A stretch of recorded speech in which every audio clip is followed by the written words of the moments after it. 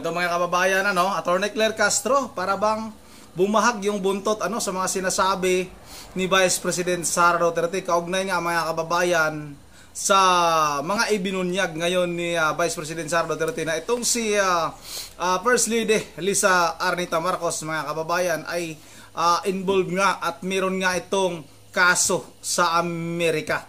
Pero bago tayo magpatuloy, babati muna ako ng magandang hapon sa aking mga subscribers, sa aking mga viewers. Maraming salamat sa inyong suporta. Shout out sa inyong lahat. Yun ang mga kababayan, takot ba itong Malacanang nakasuhan itong si Vice President Sara Duterte ng fake news, mga kababayan? Nakala ko ba lahat ng mga nagpapakalat ng fake news ngayon ay hinahabol ng NBI? Ito, subukan ninyo. Nakasuhan si Vice President Sara Duterte dahil nga ayon kay Attorney Claire Castro ay nagpapakalat ng mga fake news daw itong si Vice President Sara Duterte. O ito, bakit hindi ninyo subukan nakasuhan? Ito nga ay kaugnay sa sinasabi ni Vice President Sara Duterte na itong si FL Lisa Arnita Marcos ay involved nga sa pagkamatay pagkamatay ng negosyante, yung manager ng Rustans, mga kababayan, na si Tan Tuco.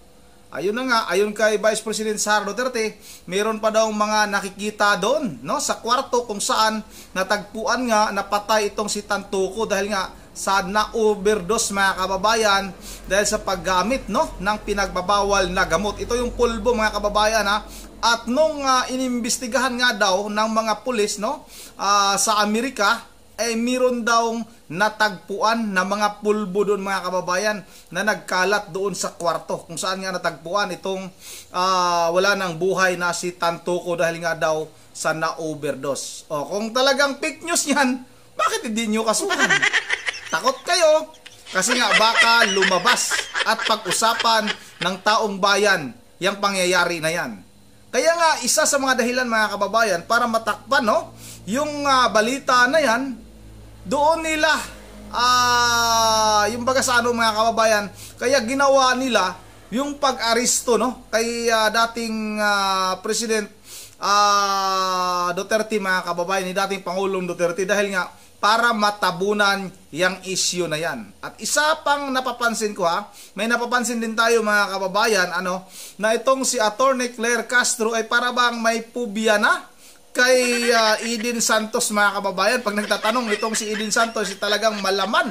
Kaya itong si Attorney Claire Castro, sa napapansin ko lang talaga, ay para bang may takot na rin ito sa reporter ng Net25, mga kababayan, Talagang tawag ito, napaka-ikli na lang ng kanyang mga isinasagot kay Eden Santos, mga kababayan. Napakagaling ng reporter na ito, talagang walang takot at talagang totoo. Ganyan dapat yung mga reporter. Yung hindi nagpapatinag, hindi nagpapasilaw, mga kababayan, kung ano man yung inaalok sa kanila. Itong si Eden Santos, mga kababayan, ng Net25, parang tingin natin dito ay mayroon itong paninindigan. Ito na, mga kababayan, wag na natin itong patagalin. Sabay-sabay na natin itong panoorin. Walang plano ang kasalukuyang administrasyon na maghain ng kaso laban kay Vice President Sara Duterte sa kabila ng mabibigat na paratang na binitawan nito sa isang panayam. Sinagot naman yan sa press briefing sa Malacanang. Eden Suarez Santos. Walang balak o takot talaga. Baka talagang pag nagsampa sila ng kaso, mga kababayan, baka lumabas nga yung totoong kwento, yung totoong nangyayari. Dahil nga may police report yan, mga kababayan, hindi yan fake news dahil may police report yan sa Amerika. O ito, patuloy natin. Tos, pabalita. Ito na si Eden. Sa kabila ng mga paratang ng Malacanang na fake news peddler si Vice President Sara Duterte, wala pang plano na sampahan siya ng kaso ng administrasyon ni Pangulong Ferdinand Marcos Jr. Yan ang kinumpirma ni Presidential Communications Office Undersecretary Claire Castro sa maikling sagot nito sa press briefing sa Malacanang. From your previous briefing, sinabi niyo po na sa kanya pala nanggaling ang fake news referring to Vice President Sara Duterte.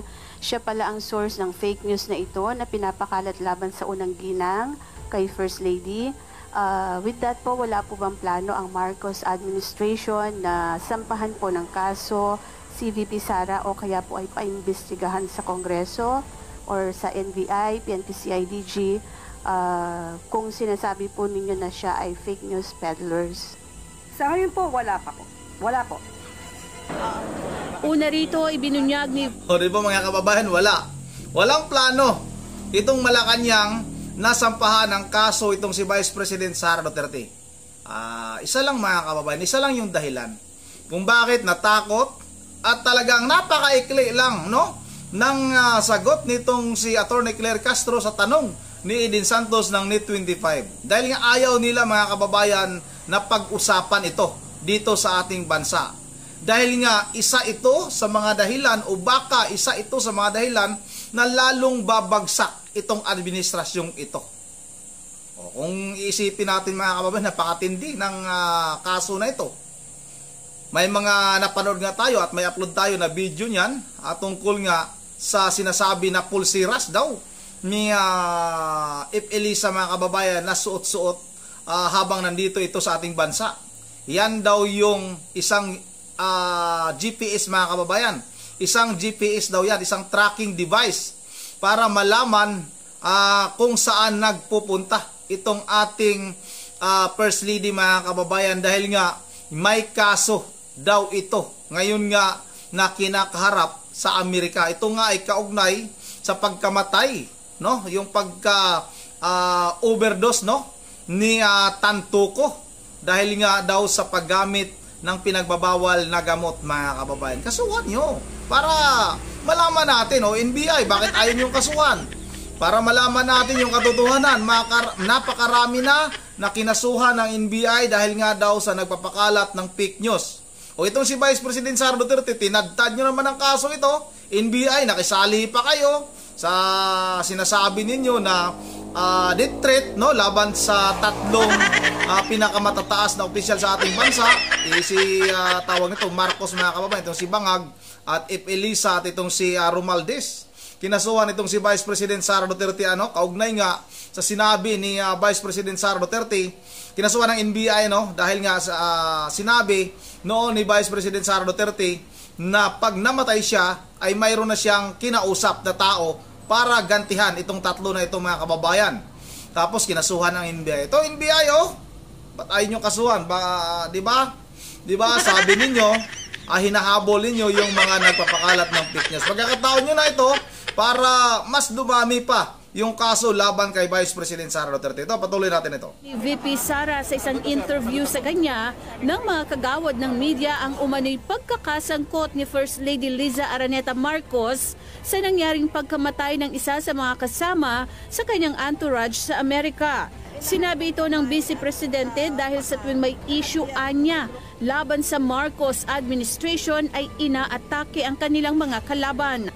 Magugunita na inaresto si dating Pangulong Rodrigo Duterte ng Philippine National Police Criminal Investigation and Detection Group sa pangunguna ni Police Major General Nicolas Torre III noong March 11, 2025, kasunod ng pagkalat sa social media ng umano'y pagkakahold sa Amerika ng unang ginang.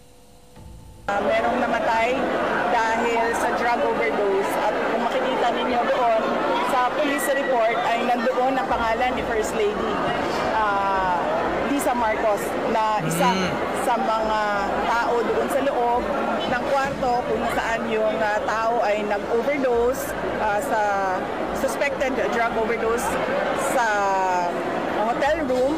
At ang daming nakikitang white powder substance na sinabi doon sa police report ay suspected cocaine din, ay bigla nilang kinidnap, kinuha si Pangulong Duterte. Sa kanya pala nang galing ang fake news.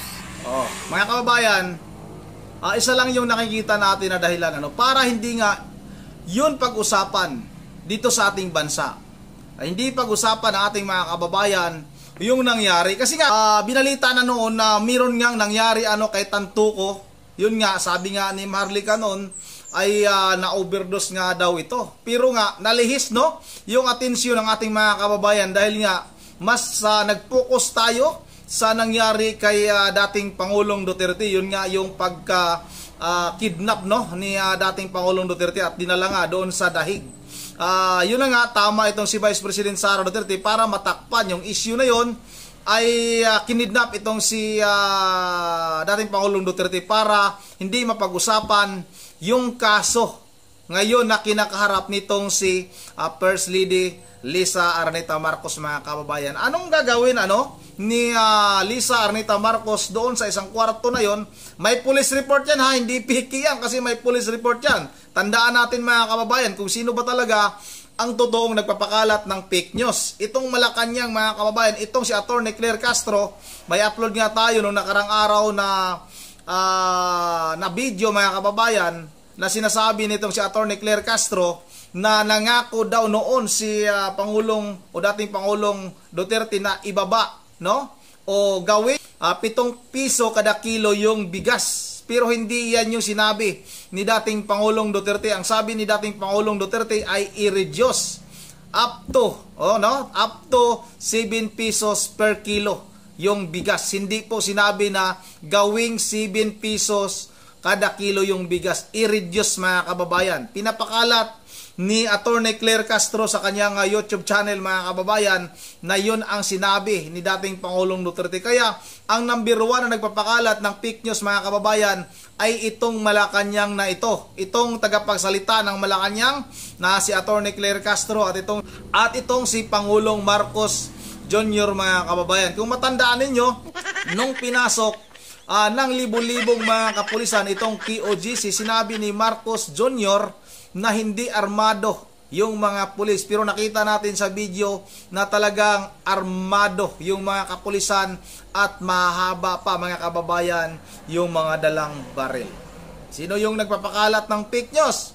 Kung totoo talagang fake news yan, kasampahan niyo ng kaso si Vice President Sara Duterte. Pero pag hindi nyo sampahan ng kaso si Vice President Sara Duterte, ibig sabihin bumahag ang inyong mga buntot. Ikaw, Atty. Claire Castro, bumahag ang buntot mo. Ito na yung pagkakataon ninyo. Kasi nga, hindi nyo kayang kasuhan kasi nga may katotohanan. Yun na dito lang muna at bago tayo magtatapos, ay mag-shoutout lang muna tayo. Shoutout, wala tayong upload kahapon. Kasi nga malapit na pala pista sa amin, mga kababayan. Medyo busy tayo, nag-ayos-ayos tayo ng lugar natin para naman medyo malinis pagdating ng pista. Yun lang, shoutout kay Efren Biton. Shoutout sa iyo, idol, Efren Biton. Shoutout kay Ari. Shoutout na rin kay Arib. Shoutout na rin kay Intol Dalugo. Shoutout. Abundio Plaza, shoutout. Iskrillex, shoutout. Roman Ramirez, shoutout. Jasmine Cerezo, shoutout. Kay Nonoy, shoutout. Kay Rolando Tols, shoutout. Ronald Pagyo, shoutout na rin kay Imelda Pascual, idol, shoutout. Maraming salamat. Jefferson Santuyo, shoutout. Kay Ma'am Berje Religious ng Pulilan, Bulacan. Welly Hernandez, kay Ma'am Joyce ng Japan. Kay Roy Madridano, shout out kay Ma'am Edisa Vorbi. Tapos na si Ma'am Berje Religious ng Pulilan, Bulacan. Shout out sa iyo, ma'am, ulit. Shout out na rin kay Danilo Imperial. Yun na, dito lang muna. At once again, this is Ronde TV. Mo ingat lahat. God save the Philippines.